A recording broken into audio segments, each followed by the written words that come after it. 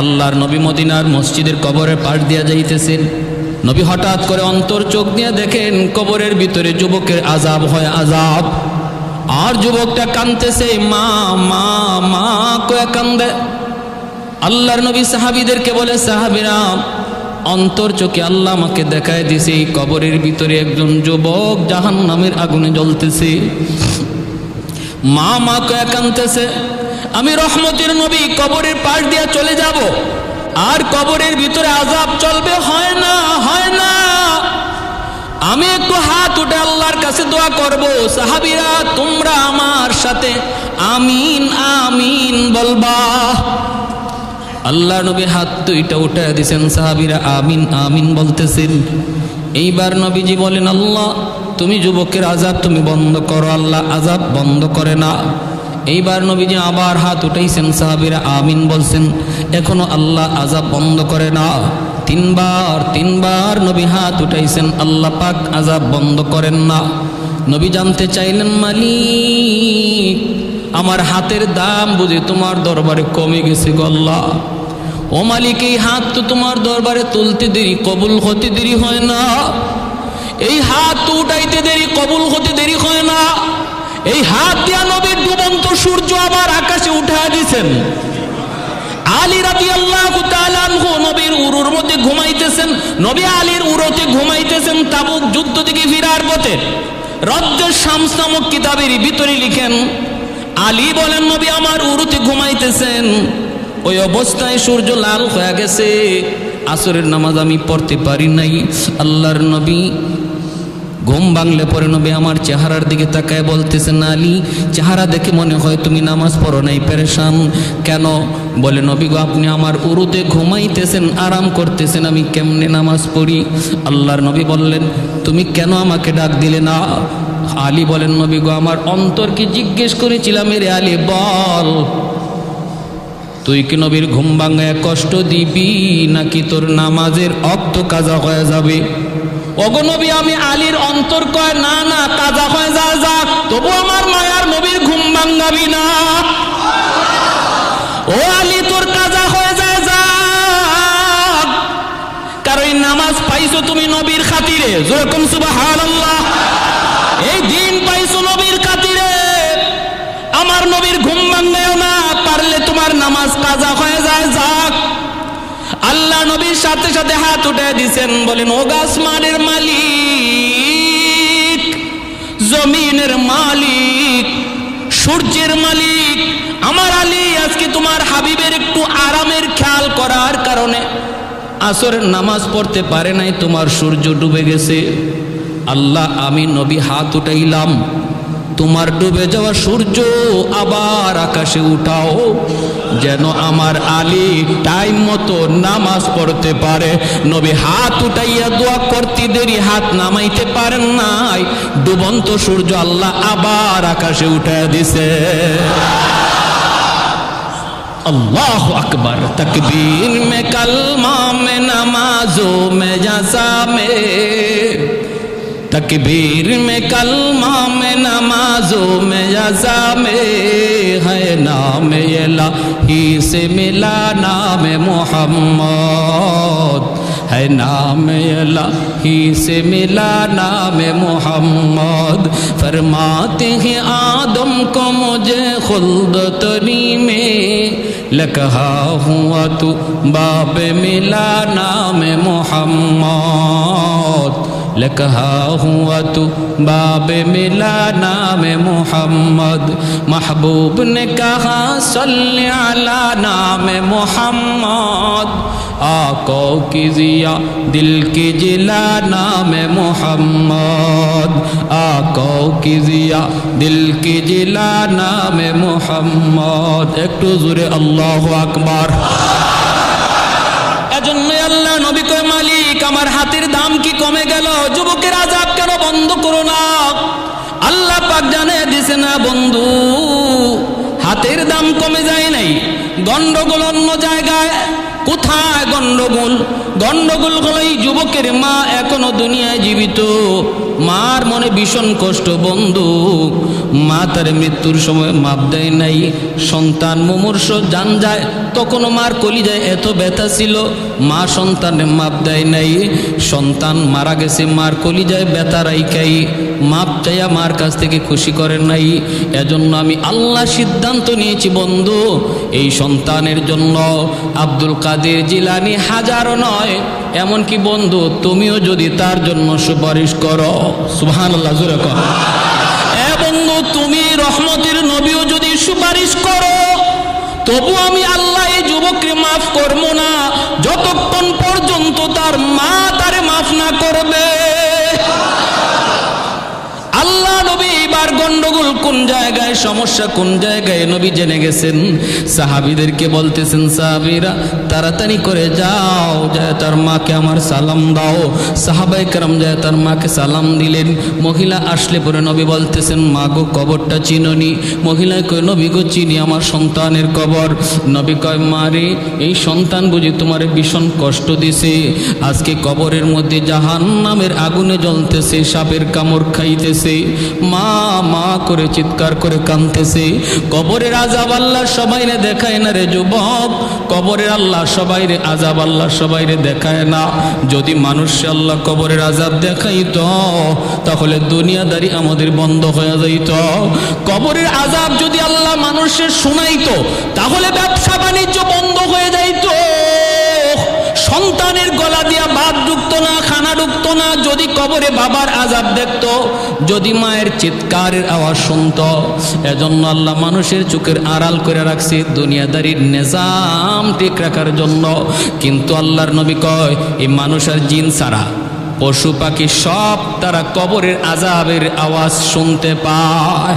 এজন্যই দেখবেন কবরস্থানে মাঝে মাঝে গরু ছাগল দৌড় দেয়, আসেনি না নাই জোরে কর? গরু ছাগল দৌড় দেয়, হায়ওয়ানাত শুনতে পায়, মানুষকে আল্লাহ শোনায় না, কারণ দুনিয়ার নিজাম ঠিক রাখা লাগবে।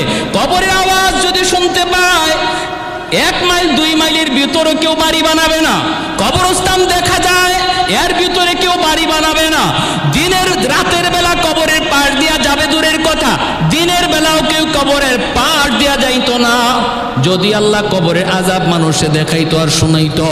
এজন্য আল্লাহ গোপন করে রাখছে, গোপন করে রাখছে। কিন্তু আমার রহমতের নবীরে আল্লাহ দেখায়। নবী বললেন, ও মা আমি দেখতেছি তোমার সন্তান কেমন আযাব ভোগ করতেছে, কেমন কষ্ট পাইতেছে রে মা। আমি তো আল্লাহর কাছে তার জন্য সুপারিশ করেছিলাম, আল্লাহ আমার সুপারিশ কবুল করে নাই। আল্লাহ বলেছে, তুমি মা যদি তারে মাফ না করো, আমি রহমতের নবীর সুপারিশ আল্লাহ কবুল করবে না। ও মা তুমি একটু মাফ করে দাও, সন্তান তো তোমার, 10 মাস 10 দিন তুমি পেটে নিয়েছো, কত রাত সন্তানের মাথার পাশে দাঁড়ায় দাঁড়ায় রাত কাটায় দিচ্ছ। অসুস্থ সন্তানের মাথার পাশে দাঁড়ায় কত বাবা রাত কাটাইছে। কত বাবা, যুবক আজ যেই বাবারে তুমি কষ্ট দিতেছো, এই বাবা কত রাত হাসপাতালে তোমার বেডের পাশে দাঁড়ায় কাটাইছে, হিসাব নাই। তোমার এই খবর নাই, খবর নাই। আজকে নিজের সন্তানের প্রতি যতটা দরদ, একটু চিন্তা করে দেখো, এতটা দরদ এতটা ভালোবাসা তোমার বাপ মার অন্তর তোমার প্রতি রয়েছে। কারণ সন্তান যত বড়ই হয় বাপ মার কাছে কোনোদিন বড় হয় না। সন্তান বাপ মার কাছে সর্বদা বাবুই থাকে, ছোটই থাকে। এজন্য ভাইয়েরা মনে রাখবা, আল্লাহ নবী যখন মহিলাকে অনুরোধ করতেছেন, মহিলা মাথাটা নিচের দিকে দিয়ে দিছে, কথা কয় না। আল্লাহর নবী কয়, মারে তুমি তারে মাফ করে দাও। মহিলা মাথা নিচের দিকে দিয়া দিছে, আর কথা কয় না। নবী কয়, মা গো মাফ করে দাও।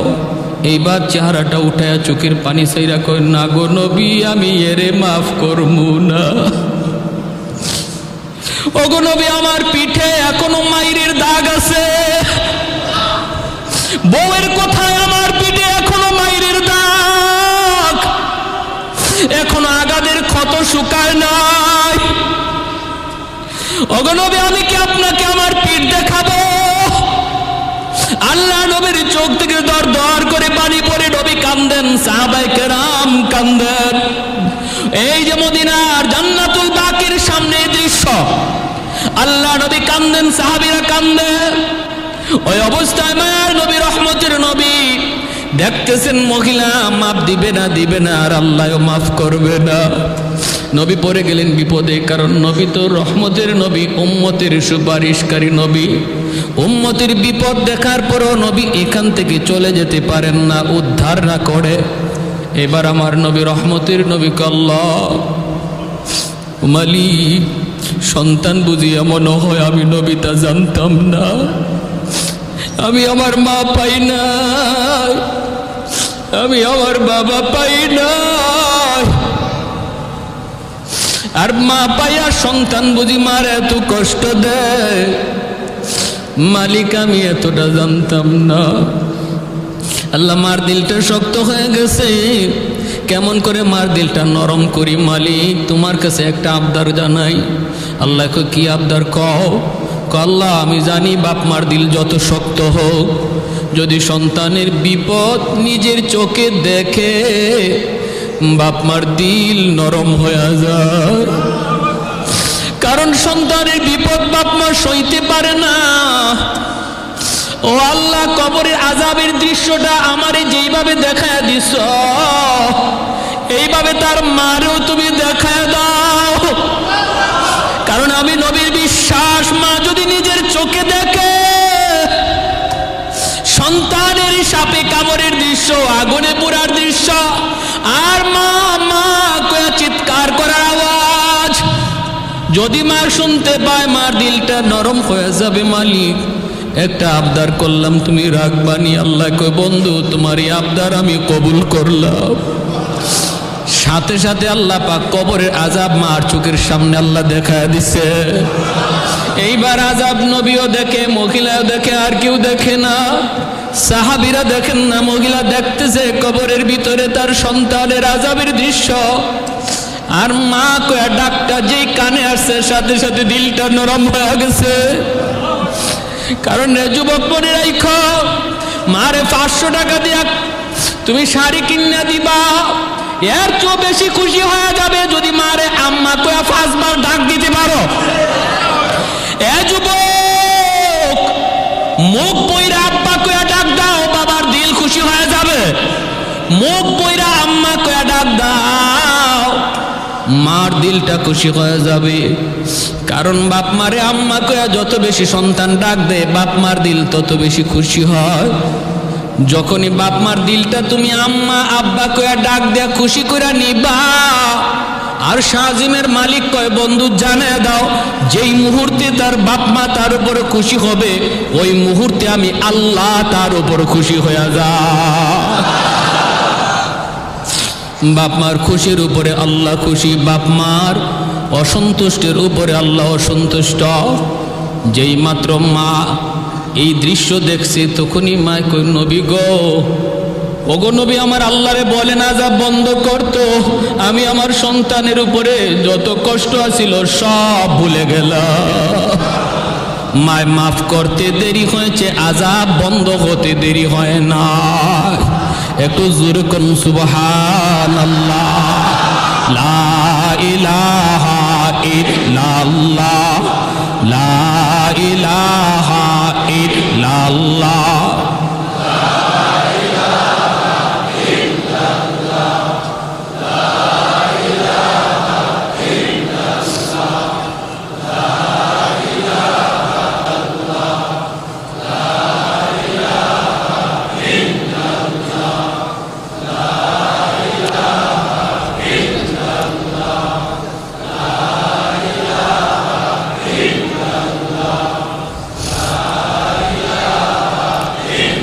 লা ইলাহা ইল্লাল্লাহু মুহাম্মাদুর রাসূলুল্লাহ সাল্লাল্লাহু আলাইহি ওয়াসাল্লাম।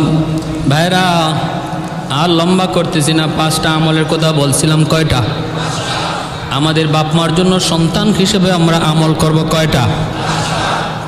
1 নম্বর, আসসালাতু লাহুমা, তাদের জন্য বেশি বেশি করে দোয়া করব, যেই দোয়াটা আল্লাহ কোরআনে শিখাইছেন, রাব্বির হামহুমা কামা রাব্বায়ানি সগীরা। নামাজের মধ্যে এই দোয়া করব, নামাজের বাইরেও এই দোয়া করব। হাঁটতেছি বাপ মার কথা ইয়াদ হইছে, রব্বির হামহুমা কামা রব্বায়ানি সগীরা। এই দোয়াটা শিখাইছেন কে? আর একটু জোরে কে? যিনি দরখাস্ত মঞ্জুর করবে। আমি চাকুরির জন্য দরখাস্ত দিছি, যে মালিকের কাছে, ফ্যাক্টরির মালিকের কাছে দরখাস্ত দিছি। এই মালিক যদি অসংখ্য প্রার্থীর ভিতরে একজনকে ডাক দিয়ে আইনা বলে যে তুমি কেন আসছো? বলে স্যার আপনার ফ্যাক্টরিতে চাকরি নেওয়ার জন্য। কি করবা? বলে দরখাস্ত দিব। মালিক যদি বলে আমার কাছে দরখাস্ত লিখবা, আসো আমি তোমারে দরখাস্ত শিখাইয়ে দিই। সে যদি তারে দরখাস্ত শিখাইয়ে দেয় যে আমার কাছে দরখাস্ত এইভাবে এইভাবে লিখবা, তাহলে বোঝা গেল আর কেউর চাকরি হোক না হোক ওরটা হবে 100%, ঠিক না? আল্লাহ বলে সন্তান তুমি তোমার মা বাবার জন্য দোয়া করবা, আসো আমি আল্লাহ তোমারে দোয়া শিখাইয়ে দেই। আমার কাছেই তো দোয়া করবা, আমার কাছেই তো দোয়া করবা, আমি আল্লাহ শিখাইয়ে দেই কেমনে দোয়া করবা। বলো রব্বির হামহুমা কামা রব্বায়ানি সগীরা। আল্লাহ পাক পবিত্র কোরআনের সূরা বনী ইসরাঈলের মধ্যে বলেন, ইম্মা ইয়াবলুগান্না ইনদাকাল কিবারা আহাদুহুমা আও কিলাহুমা ফালা তাকুল লাহুমা উফ ওয়ালা তানহারহুমা ওয়া কুল লাহুমা কাওলান কারীমা ওয়াখফিদ লাহুমা জানাহাদ যুল্লি মিনার রাহমা ওয়া কুর রব্বির হামহুমা কামা রাব্বায়ানি সগীরা। আল্লাহর কাছে এই দরখাস্ত আমরা দিমু বাপ মার জন্য। এই দরখাস্ত লেখার সিস্টেম শিখায় দিয়েছেন কে? তাহলে এইভাবে দোয়া করলে আল্লাহ দোয়া কবুল করবে 100%। এই ইয়াকিন আছে তো ইনশাল্লাহ? এজন্য নামাজের মধ্যেই দোয়া করব, নামাজের পরে ইমাম সাহেবের সাথে দোয়া করব। ইমাম সাহেব পড়বেন, হুজুর পড়বেন, আমিও মুখে মুখে পড়ব। রব্বির, শুধু আমিন বলবো না, আমিও মুখে মুখে পড়ব রব্বির হামহুমা কামা রাব্বায়ানি সগীরা। ভাইরা বন্ধুরা, একটা বিষয়ের মধ্যে এত লম্বা করা যাবে না। 2 নম্বর হলো ওয়াল ইস্তিগফারু লাহুমা। আল্লাহর নবী কই 2 নম্বরের যুবক বাপ মার জন্য বেশি বেশি করে দান সদকা করো। সুবহানাল্লাহ, জোরে নবী বলে বাপ মার জন্য দান সদকা করো, বাপ মার জন্য আয়োজন করো। এই যে আমার সেলিম ভাই এত সুন্দর একটা আয়োজন করেছেন, আল্লাহ নবীর হাদিসে এই আয়োজনের কথা, এই খরচের কথা বলা হয়েছে। জোরে কোন সুবহানাল্লাহ। এ যুবক, এই আয়োজনটার কথা, এই খরচটার কথাই করা হয়েছে হাদিসে। বাপ মার জন্য তুমি খরচ করো, ধর্মীয় একটা আয়োজন করো, ধর্মীয় একটা ওয়াজ মাহফিলের আয়োজন করো, কিছু মানুষকে খাওয়ানোর আয়োজন করো, করো খরচ করো। এই খরচটা যদি তুমি করো, আল্লাহ নবী ওই বনু তামিম গোত্রের যুবককে বলেন তুমি খরচ করলা দুনিয়ায়, আর আল্লাহর সাথে সাথে খেদমত পৌঁছায় দিবে তোমার বাপ মার কবরে। যেন তুমি দুনিয়াতেই খেদমত করছো, তুমি যা চাইছিলা করতে আল্লাহ তা কবরে পৌঁছে দিবে। সুবহানাল্লাহ। ইনফাজ ওয়াহদিহিমা মিন বাদিহিমা। 3 নম্বরে নবী বলেন মা বাবার যদি কোনো ওয়াদা থাকে, বাপ মার কোনো ওয়াদা যদি থাকে, কোনো মসজিদে, কোনো মাদ্রাসায়, অথবা কোনো প্রতিষ্ঠানে, অথবা কোনো ব্যক্তিকে কিছু দেওয়ার, হাদিয়া দেওয়ার ওয়াদা যদি থাকে, ওই ওয়াদাটা তুমি পূরণ করো। অথবা বাপ মার কোনো ঋণ যদি থাকে, ঋণ তুমি শোধ করো। এটা হলো সন্তানের উপরে বাপ মার পাওনা, বাপ মার ঋণ তুমি শোধ করো। এ ভাই, ঋণের ভিতরে সবচেয়ে বড় ঋণ হলো তোমার বাবা যদি তোমার কোনো চাচার অংশ ঠকায় থাকে, রে যুবক, বাবার নামে 10টা 20টা গরু জবাই করার আগে চাচার অংশ তুমি ফিরায় দাও, নতুবা কবরের আগুন নিভবে না।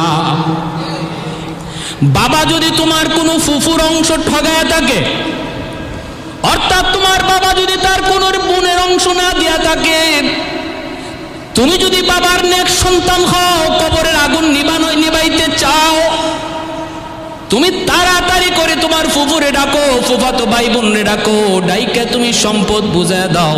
কারণ এই বাবা তোমার মহব্বতে বইরা এই অন্যায়টা করেছিল। আজকে আল্লাহ তোমারে সহি বুঝ দিছে, সম্পদ লইয়া বাবা কবরে যাইতে পারে নাই, তুমি ওই সম্পদ লইয়া কবরে যাইতে পারবা না।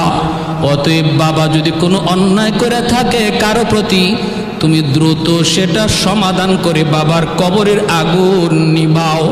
যদি বাবা কারো হক নষ্ট করে থাকে, বাবার নামে মসজিদ দিবা, মাদ্রাসা দিবা, কোটি কোটি টাকা খরচ করবা, কিন্তু হক ফিরাইয়া না দেওয়া পর্যন্ত আগুন নিবে না। খুব খতরনাক সঙ্গীন এক বিষয়।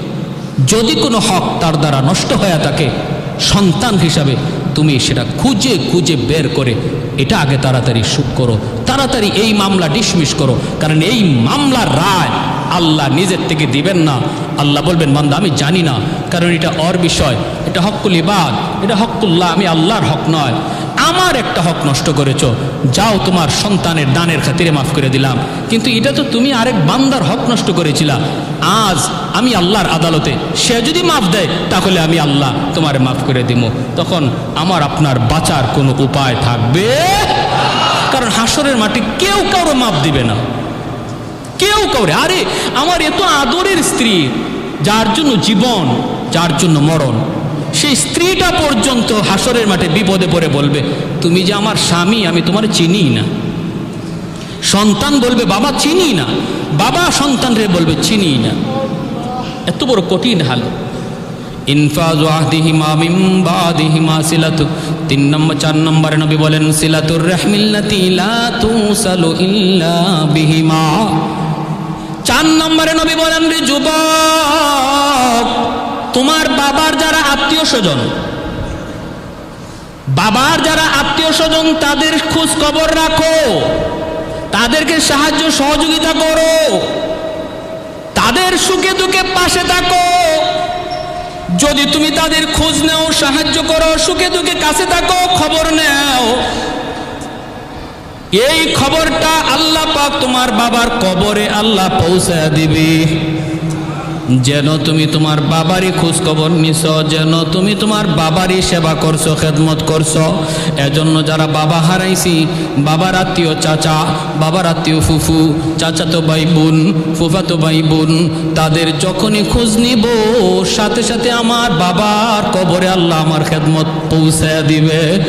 মা যাদের নাই দুনিয়ায়, যুবক বলতেছি শোনো, মারে কবরে তুমি সেবা করবা কেমনে? আমার নবী বলতেছেন মার আত্মীয় যারা আছে, মার আত্মীয় মামা, মার আত্মীয় খালা, মামা তো ভাই, খালা তো ভাই বোন যারা আছে, নানা নানি, এদের খোঁজ খবর নিবা। যখন এদের পাশে যায় তুমি দাঁড়াবা, মনে রাখো আমার নবী বলতেছেন যে নবী জীবনে মিথ্যা বলেন নাই, সাথে সাথে তোমার মার কবরে আল্লাহ তোমার সেবা খেদমত পৌঁছায় দিবে। এজন্য আল্লাহ নবী বলতেছে যুবক, সিলাতুর রাহমিল্লাতি লা তুসালু ইল্লা বিহিমা।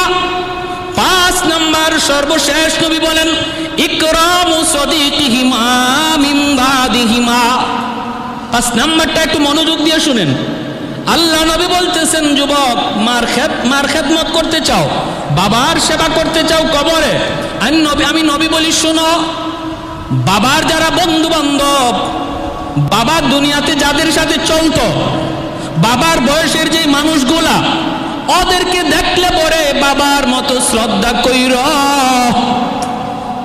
বাবার বয়সের মানুষগুলারে দেখলে বাবার মতো শ্রদ্ধা কইর। বাবা যাদের সাথে চলতো, বাবার বন্ধু বান্ধব, ওদেরকে পাইলে পরে বইল চাচা 1 কাপ চা খায়া যান, চাচা আপনার ঈদের সময় একটা লুঙ্গি দিলাম, চাচা আপনাকে একটা গেঞ্জি দিলাম। কত জীবনভর আব্বার সাথে চলছেন, কতবার আপনাকে আমি আব্বার সাথে দেখছি, আজকে আমি আপনাকে দেখি কিন্তু আমার আব্বারে দেখি না।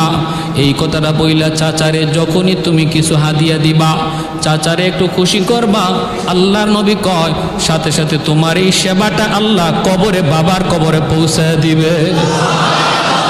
মা যাদের সাথে চলতো, মার বয়সের যে মহিলা, তাদেরকে দেখলে মায়ের মতো শ্রদ্ধা কইর। ডাক দিয়া কাছে আইনো, মা, চাচি, কত কাল আপনি আম্মার সাথে চলছেন, আপনারে আমি কতবার আম্মার সাথে দেখছি, আজ আপনারে দেখি, মারে দেখি না। কতটা বছর হয়ে যায়, আম্মা বলে ডাকতে পারি না। চাচি একটু ঘরে আসেন, 1 কাপ চা খায়া যান, একটা পান খায়া যান। একটু হাদিয়া দিলেন, 500 টাকা দিলেন, 100 টাকা দিলেন।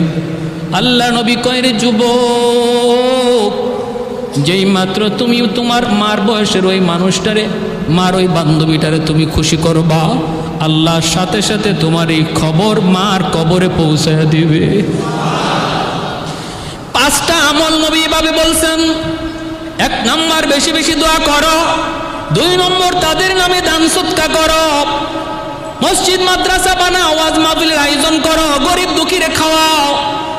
3 নম্বর নবী বলেন, তারা যদি কারো কোনো হক নষ্ট করে থাকে তুমি তাড়াতাড়ি করে হক পরিশোধ করো। 4 নম্বর নবী বলেন, মা বাবার আত্মীয় স্বজন যারা আছে তাদের খোঁজ খবর নিও। আমি তো বলি ডায়েরিতে একটু নাম লিস্ট করে নেও না রে ভাই, ডায়েরিতে একটু নামটা লিস্ট করে নাও আত্মীয় স্বজনের নাম। সপ্তাহে একবার না পারো 2 সপ্তাহে একবার হলো তাদের নাম্বার একটা কল করো। আল্লাহ তোমার অনেক বড় বানাইছে। আজকে তোমার আত্মীয় স্বজন অনেকে অনেক গরিব, একটা ফোন দিলে পরে তাদের আত্মাটা খুশি হয়ে যাবে। তুমি ওই নাম্বারগুলোতে অন্তত ফোন দিয়া, চাচা কেমন আছো, খালা তুমি কেমন আছো, কলিজাটা খুশি হয়ে যাবে। আল্লাহ নবী কয়, এই খবর তোমার মার কবরে আল্লাহ নগদ পৌঁছায় দিবে। তুমি তোমার মার রক্তের মানুষগুলার খবর নিছো, মার কবরে আল্লাহ শান্তি পৌঁছায় দিবে। বাবার রক্তের মানুষগুলার খবর নিছো, বাবার কবরে আল্লাহ তোমার খিদমত পৌঁছায় দিবে। 5 নম্বরে আল্লাহ নবী বলছেন, বাবার বয়সের মানুষের সাথে বেয়াদবি কইরো না যুবক। সাদা দাড়িওয়ালা মানুষের সাথে বেয়াদবি কইরো না, তাদের কলিজায় ব্যথা দিবা। এই ব্যথাটা তোমার বাবার কবরে কলিজা দেয়া লাগবে। তাদের কলিজা খুশি করবা, বাবার কলিজা আল্লাহ খুশি করে দিবে। এটা আমি মৌলবীর কথা বলছি না, আমার নবীর কথা বলছি। তাও এক যুবককে সামনে রেখে মায়ার নবী এত দামি ওয়াজটা করতেছেন। যে ওয়াজটা আমি আপনাদেরকে শুনাইলাম, এই ওয়াজটা নবী একজন শ্রোতাকে সামনে রেখে করছেন। জোরে কোন সুবহানাল্লাহ। ভাইরা বন্ধুরা, জন্য বলতেছিলাম, বলুন 5টা আমল করা খুব কঠিন না সহজ? আমরা কারা কারা করতে রাজি আছি একটু হাত উঠে আল্লাহরে দেখা। আল্লাহ তুমি প্রতিটা হাতকে কবুল করো, মঞ্জুর করো।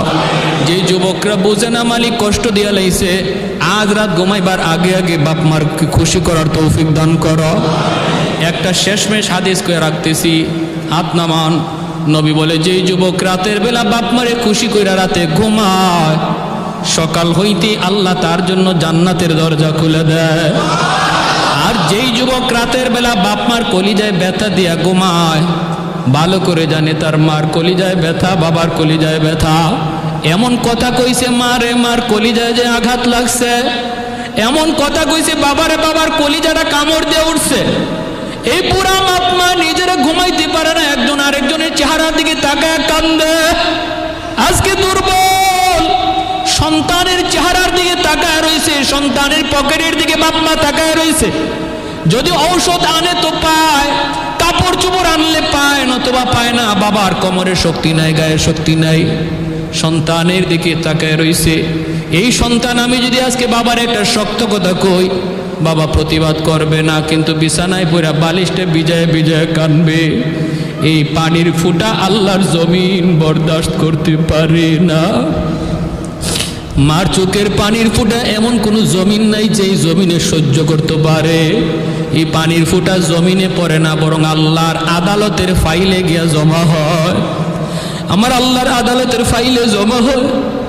আল্লাহর আদালতটা বড় কঠিন। ওই আদালতের জজরে ঘুষ দেওয়ার সিস্টেম নাই, বড় কোনো উকিল ধরার কোনো সিস্টেম নাই, মাপ চাওয়ার কোনো সিস্টেম নাই। এজন্য ভাইরে, আল্লাহর আদালতে মামলা লইয়া কেউ উঠো না, কবরে যায় না। দুনিয়ার মামলা দুনিয়াতে ডিসমিস করো। বাপ মার মামলা হলো দুনিয়ার সবচেয়ে বড় জটিল মামলা। বউয়ের মামলা হলো এরপরে জটিল, ভাই বোনের মামলা হলো এরপরে জটিল, এরপরে প্রতিবেশীর মামলা হলো এরপরে জটিল। এই মামলাগুলা দুনিয়াতে ডিসমিস করো, মামলা লইয়া কেউ আল্লাহর আদালতে উঠো না।